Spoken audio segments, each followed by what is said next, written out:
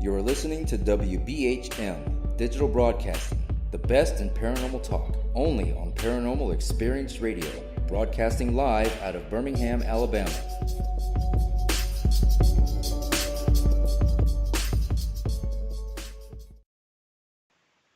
Okay, guys, welcome back to the Paranormal Pride. I'm talking to Julie Griffin. We're talking about Gettysburg.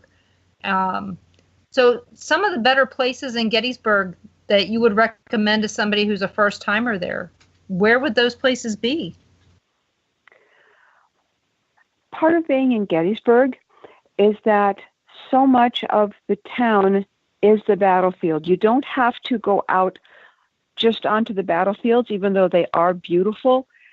And there's, like a 24-mile driving tour to go through all of it. But if you're on some of the main streets, if you're at the Jenny Wade house, the street out in front, she was hit by a stray bullet through the door. This was all battlefield. I don't know why I get this name mixed up. Farnham or Farnsworth House. Farnsworth. There we go. Thank you. And you can see all the marks in the brick from all the bullets during the battle. All of that is battlefield. I have walked along that stretch and I have smelled pipe tobacco when there has been no one smoking.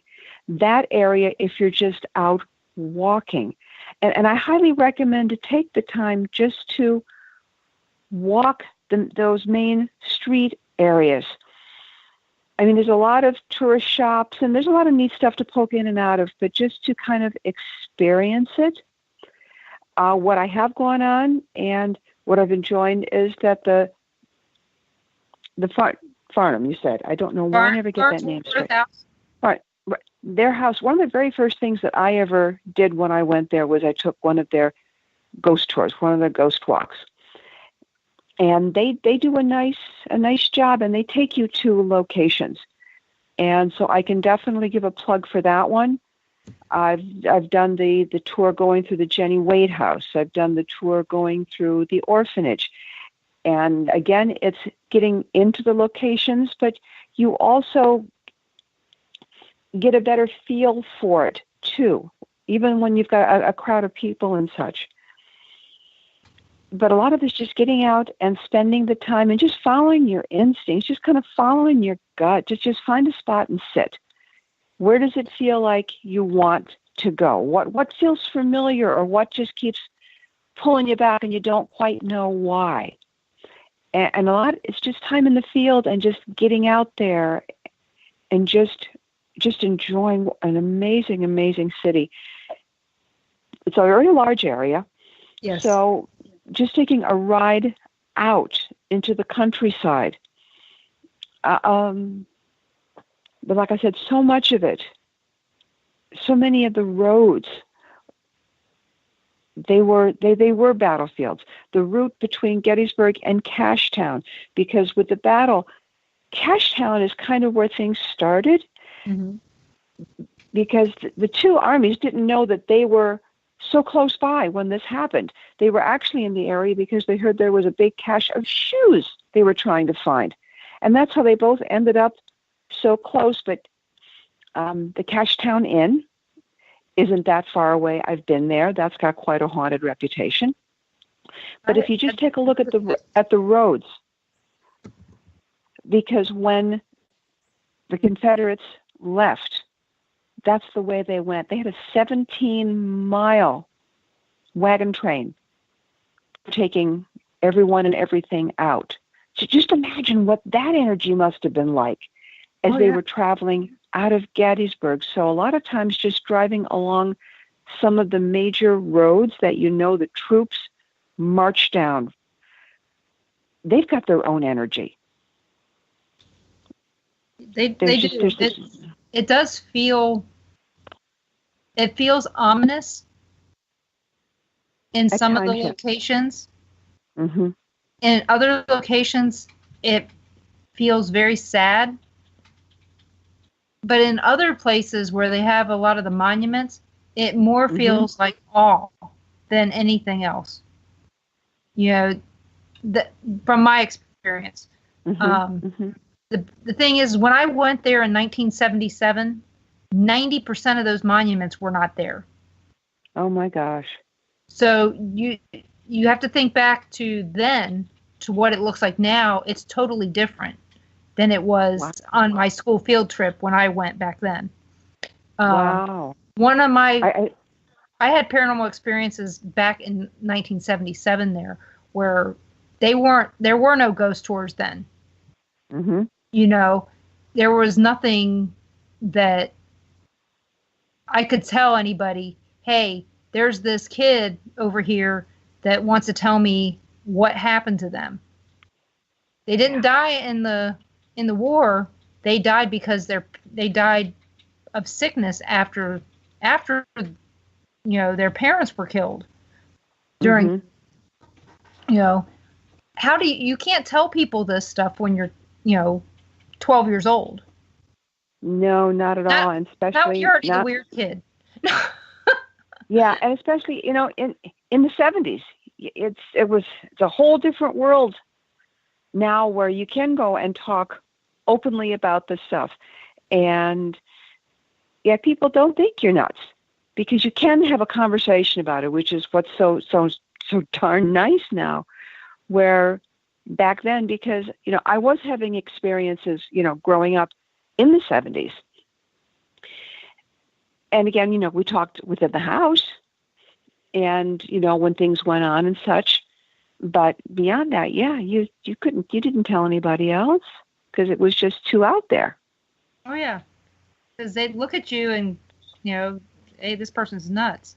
So David asks, have you ever seen an apparition outside on the trail, like in the park? I have not at the park. In my life, I've seen 2 apparitions, but both of them were when I was growing up in Ohio, in one particular house that we lived in. But I've seen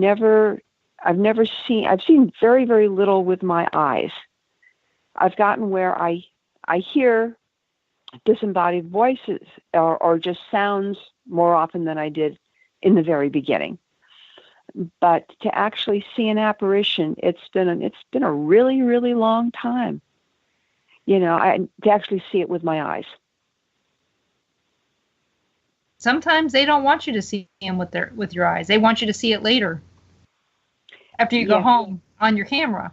They don't want you to see it. And that's what my experience has been. And actually, this has obviously worked out for me because when I just keep shooting and shooting and shooting because I'm not paying attention as I'm taking pictures to see, did I get something? Did I get something? I don't do that. I want to stay hungry is probably the best way to phrase it. I want to keep working it and working it. I have had those couple of times where in the split second in the viewfinder, I've seen something in the photo that got my attention. But that's the rare exception when something really stands out. What is the key to really getting the best ghost picture? Time in the field and taking a lot of photos. It's good. No joke. I had probably shot 50,000 photos by the time the book came out. When this all exploded on me, I was just diehard on this. And if I went up to Gettysburg, I'm coming home with 1,000 photos a day because that's how you go and raise your odds. And again, you got to take 3 of the exact same thing. And it's taking a huge number of photos. And that's also how you learn as you just keep looking at them and scrutinizing them and going over them. And then when you think you have something, find somebody, that you can go and show it to and say, hey, what do you think? I believe I've got something here. And get their 2 cents on it. But a lot of it is just getting out there and doing it and getting out to different locations and persistence. More than anything else, it's just persistence, and have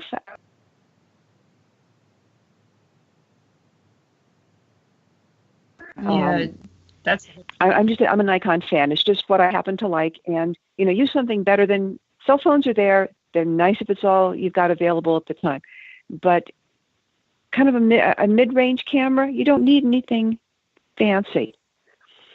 Right now, I've upgraded to a P900. I love it because it's got an insane zoom. It's literally got a 2,000 times zoom built into the camera. Wow. Yeah, and I love this camera.